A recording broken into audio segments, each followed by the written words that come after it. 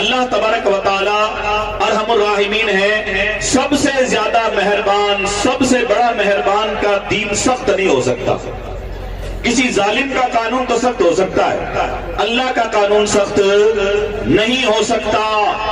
حضرات گرامی، شریعت مطالعہ کو سمجھنے کے لیے آپ سنجیدہ مزاج علماء سے ملیے، جو علماء آپ کو سمجھانے کی صلاحیت رکھتے ہوں، جو عالم دین آپ کے سوال کرنے سے گھبرا جائے، جو عالم آپ کے سوال کرنے پر جس کے ارد گرد قضاء و قدر کے بندے بٹھائے ہوں کہ نہیں کوئی نظر نہیں ملا سکتا، کوئی بات نہیں کر سکتا، کوئی پوچھ نہیں سکتا، تو ان عالموں کو کریں کیا ہم؟ جس عالم کے پاس ہم جا ہی نہیں سکتے، آج کل ماحول ہے ہمارے اہل سنت تو بڑی بیماری ہے، میں بھی اہل سنت کا خادم ہوں، ہمارے یہاں پر یہ بیماری ہے کہ فلاں حضرت نہیں آپ بات نہیں کر سکتے ہو، فلاں حضرت نہیں آپ بات نہیں، تو یہ حضرت ہیں کیوں؟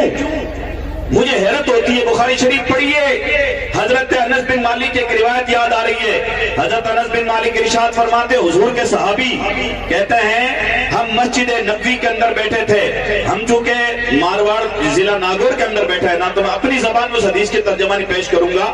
حضرت انس بن مالک سے روایت ہے بخاری شریف میں، ایک دیہات کا شخص مسجد میں آیا اور جس طرح عام لوگ جو مسجد کے ادب جانتے وہ ادب نہیں جانتا تھا، اپنے پیروں کی آواز بجاتا ہوا زور زور سے بالکل بے دھڑک مسجد میں آیا اور مسلمانوں میں اپنی مارواڑی میں کہہ کے بتاؤں، اس نے کہا تھا کہ مان رسول کون ہے بھائی؟ اس نے عربی میں پوچھا تھا اور اس کا ترجمہ یہ تھا میں رسول کون ہے؟ رسول کون ہے؟ حضرت انس بن مالک نے کہا یہ سفید چہرے والے جو ہیں یہی رسول ہے۔ یہ بخاری شریف میں حدیث ہے، یعنی حضور کا اشارہ کیا۔ اس نے حضور سے کہا آپ رسول ہو؟ حضور نے فرمایا ہاں میں، کہ وہ آپ کا مطلب میں ترجمہ کر رہا ہوں مولانا، اس سے مراد تھی صحابی، کہ آپ کا ایک مولانا ہمارے گاؤں آ کے وہ کہتا ہے کہ اللہ کی عبادت کرو، کیا یہ آپ نے کہا ہے؟ اللہ کی عبادت کرنی، کہا اللہ کی عبادت کرو، کہ یہ باتیں آپ کہتے ہو کہ اللہ نے کہی ہے؟ فرمایا نہیں اللہ تعالیٰ نے کہا۔ کس قدر ہمت سے اس آدمی نے حضور سے بات کی، اور جو آدمی اپنے آپ کو حضور کا غلام کہہ رہا ہے اس کی شان کچھ اور ہوگی اس زمانے کے اندر کہ نہیں ہم سے کوئی بات نہیں کر سکتا، ہم سے کوئی نگاہ نہیں ملا سکتا، تو پھر عالم کا ہم کیا اچار ڈالیں؟ عالم سے تو ہمیں بیٹھ کر بات کرنے کا حق ہے ہر دیہاتی آدمی کو۔ اس نے کہا وہ تمہارا مولانا یعنی تمہارے جو ہے پڑھے ہوئے صحابی ہمارے گاؤں آ کے کہہ رہے ہیں کہ نماز پڑھو، کہ نماز پڑھنی ہے؟ فرمایا نماز پڑھو۔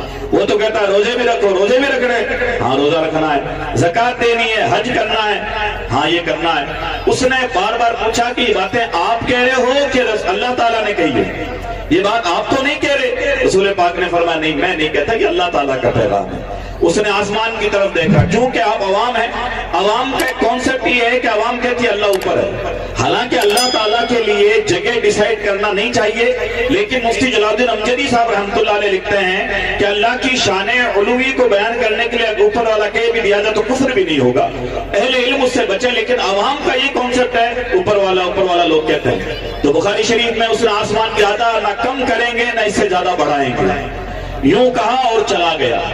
جانتے ہیں میرے آقا نے اس کے بارے میں کیا فرمایا؟ یوں نہیں کہا ارے بھائی میرا احترام نہیں کیا، ارے مجھے اس طرح کیسے بول گیا۔ میرے آقا جانتے تھے یہ بے پڑا آدمی ہے، یہ ابو بکر کی طرح نہیں ہو سکتا، یہ عثمان و علی کی طرح نہیں ہو سکتا، یہ گاؤں سے آیا ہے۔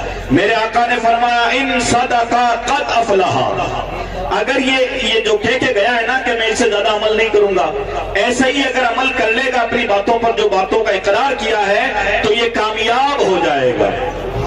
کیا ہو جائے گا؟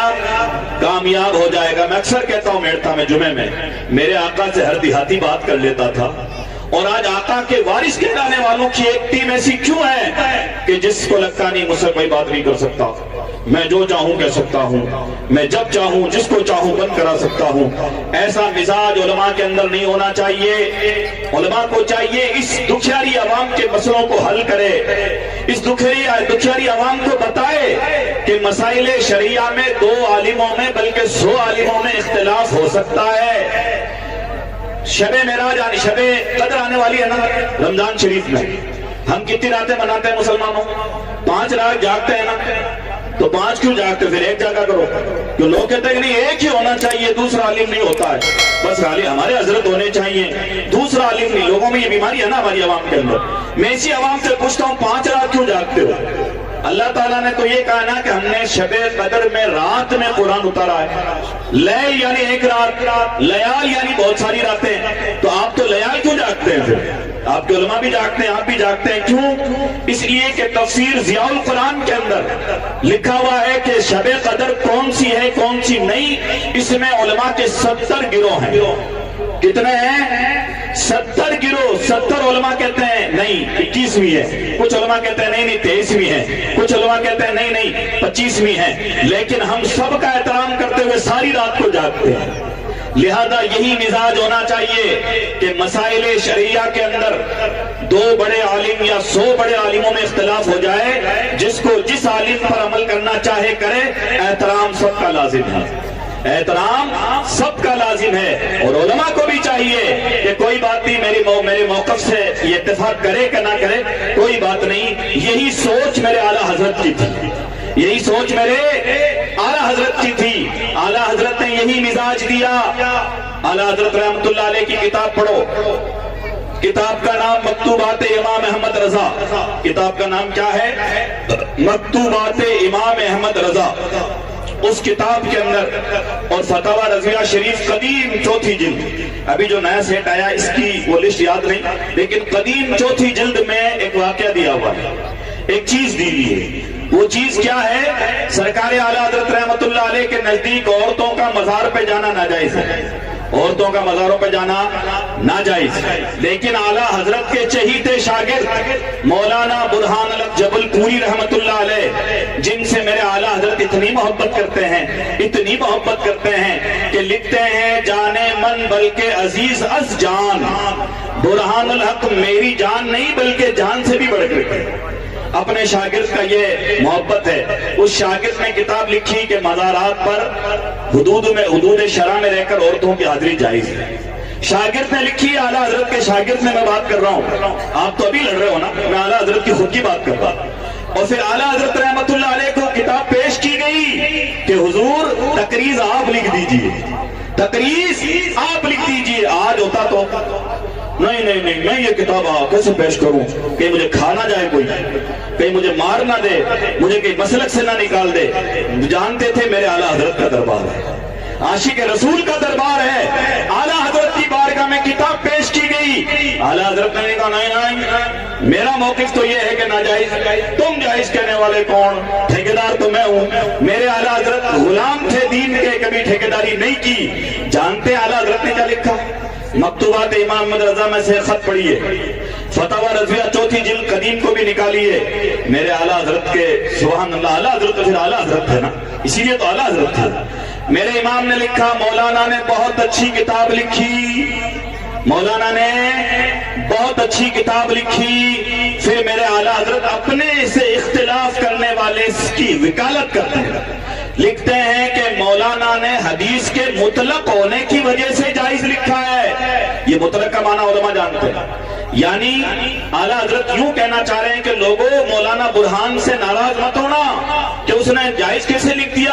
اعلیٰ حضرت تو ناجائز لکھتے ہیں، اس نے جائز کیسے لکھ دیا، اس سے ناراض مت ہونا. اس کی وکالت کر رہے ہیں. کہتے ہیں مولانا نے حدیث کے مطلق ہونے کے لیے جائز لکھا ہے. کیوں؟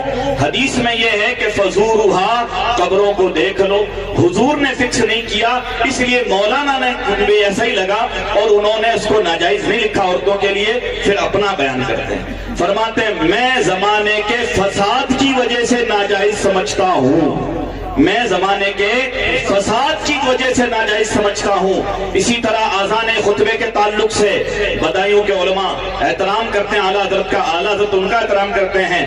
اعلیٰ حضرت کا ماننا یہ ہے کہ مسجد کے باہر ہونی چاہیے، بدائیوں کے علماء کا ماننا ہے کہ نہیں اندر ہو سکتی ہے. ملفوظات پڑھو. اعلیٰ حضرت رحمت اللہ علیہ اپنے سے اختلاف کرنے والوں کا ادب کرتے تھے. ملفوظ میں لکھا ہوا ہے کہ جب محریرہ اور بدائیوں کے علماء آتے تو اعلیٰ حضرت اتنے خوش ہوتے، ہمیں لگتا اعلیٰ حضرت اچھل رہے ہیں، ہمیں لگتا اعلیٰ حضرت اچھل رہے ہیں. ان کے لیے کھانا لے کر آتے اور کیا لکھتے؟ میری رائے خلاف پر ہے، میری رائے خلاف پر ہے. آج بھی علماء کو چاہیے کتابوں کے مطالعے کریں اور کتاب کی بات کریں اور یہ چلیں کہ دونوں عالم اچھے ہیں. ہر خانقاہ ہماری ہے، ہر مفتی صاحب ہمارے ہیں، ہر ادارہ ہمارا ہے. میرا اس عالم دین کے فتوے پر عمل کرنا میرے لیے آسان ہے، میں ان پر عمل کر لیتا ہوں، ان کا ان پر عمل کرنا آسان ہے، ان پر عمل کر لیں۔ اللہ تبارک و تعالیٰ مجھے اور آپ سبھی حضرات کو سنجیدہ رہتے ہوئے سبھی علماء کا احترام کرنے کی توفیق رفیق عطا فرمائے۔ دوران گفتگو اگر میں نے شرعاً کہیں غلطی کی تو میں توبہ کرتا ہوں، استغفر اللہ ربی من کل ذنب واتوب الیہ۔ السلام علیکم ورحمۃ اللہ تعالیٰ وبرکاتہ۔